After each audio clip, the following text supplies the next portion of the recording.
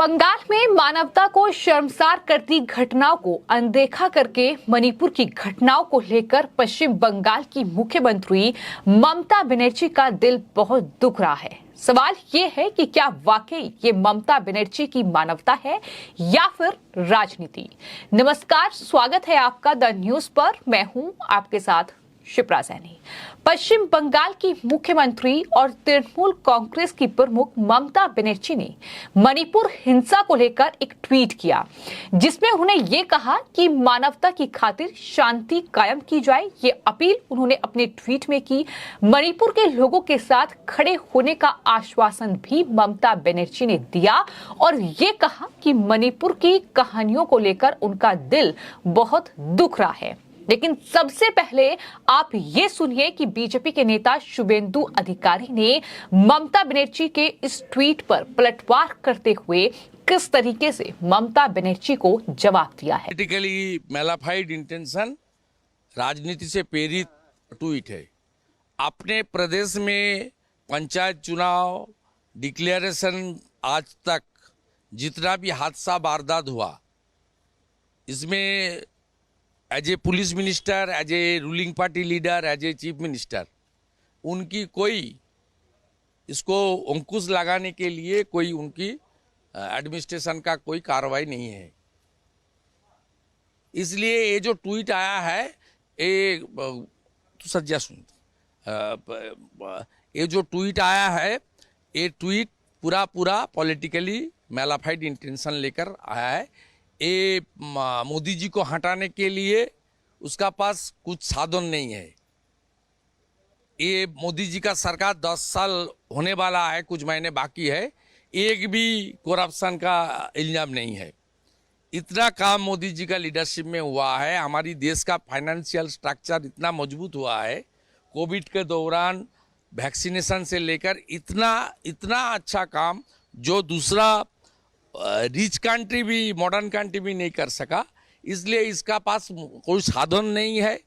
वो जो मुजाहिदीन, इंडियन मुजाहिदीन वालों ने जो बनाई है नया गुट भ्रष्टाचारियों का गठबंधन, उसमें कोई साधन नहीं है। इसलिए मणिपुर को ये लोग जिंदा रखना चाहती है, इसमें दूसरा कोई। तो शुभेंदु अधिकारी को आपने सुना, लेकिन वहीं पश्चिम बंगाल महासचिव लॉकेट चैटर्जी भी लगातार ममता बनर्जी की पोल खोल रही है। राज्य में कानून व्यवस्था को लेकर लॉकेट चैटर्जी ने क्या कुछ कहा है, सुनिए। सबसे अच्छा उदाहरण है रिसेंटली हो गए पंचायत चुनाव में आप देखेंगे तो मालदा, मुर्शिदाबाद, साउथ 24 परगना, बशीरहाट, बहुत सारा जगह में, कुछ बिहार, बहुत सारा जगह में जो महिला के ऊपर अत्याचार हुआ, जनता के ऊपर जो अत्याचार हुआ, बैलेट बॉक्स को लेके काउंटिंग रूम में जो गुंडा लोग अंदर में घुस गया, गन लेकर अंदर में घुस गया, बम लेकर अंदर में घुस गया, सबको डराया। तो ये सब तो बंगाल का पूरा जो पिक्चर है, सब मीडिया वाले लोग दिखाया है, पूरा देश देखे है कि पंचायत चुनाव में क्या क्या होता है। सबसे खतरनाक बात है कि 55 लोग का मौत हो गया। आप उत्तर प्रदेश का पंचायत चुनाव देखिए, आप कोई दूसरा राज्यों का पंचायत चुनाव देखिए, किसी को पता ही नहीं चलता है पंचायत चुनाव। लेकिन पश्चिम बंगाल में पंचायत चुनाव लगता है कि यूक्रेन रशिया का युद्ध हो रहा है। तो लॉ एंड ऑर्डर सिचुएशन किस तरह?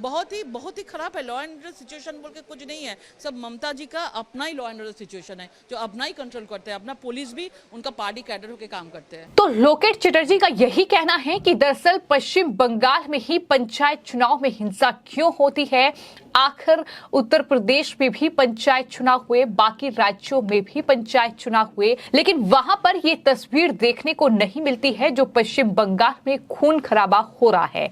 तो आपको ये बता दें कि ममता बनर्जी के जिस ट्वीट पर बीजेपी ने पलटवार किया है, दरअसल वो ट्वीट ममता बनर्जी ने किया था मणिपुर की हिंसा को लेकर, जिसमें उन्होंने ये लिखा था कि मणिपुर की हृदय विदारक कहानियां सुनकर मेरा दिल बहुत दुखता है। इंसानों को कभी भी नफरत के क्रूर प्रयोगों की पीड़ा नहीं सहनी चाहिए। फिर भी सत्ता में बैठे लोगों की चुप्पी के सामने हमें ये जानकर सांत्वना मिलनी चाहिए कि इंडिया घावों को भर देगा और मानवता की लौ को फिर से जगाए। ये ट्वीट ममता बनर्जी की ओर से किया गया था। लेकिन जैसे ही पश्चिम बंगाल की मुख्यमंत्री ममता बनर्जी ने ये ट्वीट किया, वैसे ही सवाल ये उठने लगे कि हावड़ा और माल्टा जैसी घटनाओं को लेकर ममता बनर्जी का दिल कब पसीजेगा? ममता बनर्जी कब उन घटनाओं को लेकर बयान देंगी? कब उन पीड़ित महिलाओं को इंसाफ मिलेगा? और घटनाएं दरअसल ये गवाही दे रही हैं, जो महिलाएं पीड़ित हैं, कि दरअसल टीएमसी के कार्यकर्ताओं ने ही उनके साथ इस तरह का दुर्व्यवहार किया है। लेकिन बावजूद इसके पश्चिम बंगाल की तस्वीर ममता बनर्जी नहीं देख रही हैं और इस तरीके से सिर्फ मणिपुर की हिंसा को लेकर प्रधानमंत्री नरेंद्र मोदी और सरकार पर हमला बोलना कितना सही है? क्या ममता बनर्जी इस पूरे मामले पर राजनीति कर रही हैं? ये भी सवाल लगातार उठ रहे हैं, क्योंकि उनके ट्वीट में मानवता कम और राजनीति ज्यादा झलक रही है। क्योंकि ममता बनर्जी अगर अपने राज्य में लोगों के साथ इंसाफ करती, अगर उन तमाम जो हिंसा से पीड़ित लोग हैं उनकी सुध लेती, अगर प्रशासन वहां का कार्रवाई करता, तो जाहिर तौर पर ममता बनर्जी ये ट्वीट करने की हकदार थी। लेकिन ममता बनर्जी खुद सवालों के घेरे में है और यही वजह है कि बीजेपी के नेता शुभेंदु अधिकारी से लेकर लोकेट चटर्जी जैसी नेताओं ने ममता बनर्जी पर हमला बोला और ये कहा कि ममता बनर्जी का ये जो ट्वीट है ये राजनीति से प्रेरित है, क्योंकि पश्चिम बंगाल में कानून व्यवस्था किस तरीके से बद से बदतर हो रही है, ये दरअसल तस्वीरें साफ तौर पर इस बात को बयां कर रही है। हिंसा को रोकने के लिए ममता बनर्जी ने कोई कार्रवाई नहीं की। उन्होंने ये भी कहा कि मोदी सरकार के 10 साल पूरे हो रहे हैं और भ्रष्टाचार का एक भी आरोप नहीं लगा। मोदी के नेतृत्व में लगातार देश प्रगति कर रहा है। तो ये बीजेपी नेताओं की राय थी, जहां ममता बनर्जी की पोल खोलते बीजेपी के नेता नजर आए। लेकिन वहीं ममता बनर्जी ने जैसे ही ये ट्वीट किया, वैसे ही जनता का गुस्सा भी फूट पड़ा और जनता ने ममता बनर्जी से ये सवाल पूछा कि आखिर मणिपुर हिंसा पर ही दर्द क्यों हो रहा है? आखिर बंगाल की तस्वीर ममता बनर्जी को क्यों दिखाई नहीं दे रही है, जहां मणिपुर में दर्दनाक कहानियां हैं, उनका दिल दुख रहा है, लेकिन बंगाल की महिलाओं पर क्या फूल बरस रहे हैं? ये सवाल भी वहां की जनता पश्चिम बंगाल की मुख्यमंत्री से कर रही है। इसी कड़ी में राकेश शर्मा नाम के एक ट्विटर यूजर ने ये लिखा कि दर्द क्यों होना चाहिए? आपने बंगाल में बहुत कुछ देखा है।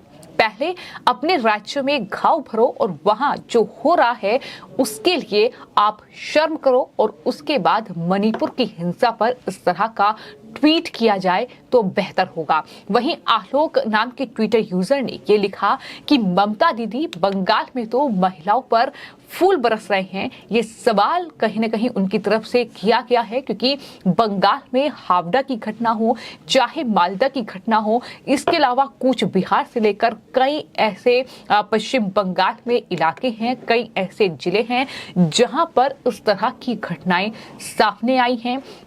महिलाओं को निवस्त्र किया गया है, महिलाओं के साथ यौन उत्पीड़न हुआ है, उनका बलात्कार हुआ है, लेकिन पश्चिम बंगाल की सरकार, एक महिला मुख्यमंत्री और वहां की पुलिस उन्हें इंसाफ नहीं दिला पाई है। वहीं इसी कड़ी में जेपी ठाकुर ने भी ममता बनर्जी के इस ट्वीट पर हमला बोला और ये लिखा कि भगवान करे आपका दिल बंगाल के लिए भी ऐसे ही पसीजे जैसे कि मणिपुर की हिंसा के लिए आप ट्वीट कर रही हैं।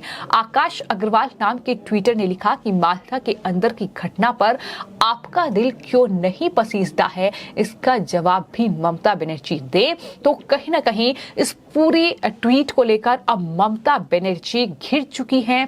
ममता बनर्जी सवालों के घेरे में हैं, क्योंकि पश्चिम बंगाल में ये तस्वीर सिर्फ आज की नहीं है। आज अगर पश्चिम बंगाल में पंचायत चुनाव हुए हैं तो वहां पर इस तरह की हिंसा का दौर देखने को मिला है। लेकिन इससे पहले चाहे बात विधानसभा चुनाव की जाए या फिर उससे पहले लोकसभा चुनाव की बात की जाए, तो पश्चिम बंगाल में यही तस्वीर नजर आई है, जब महिलाओं पर वहां अत्याचार हुआ है, उनके साथ दुर्व्यवहार हुआ है।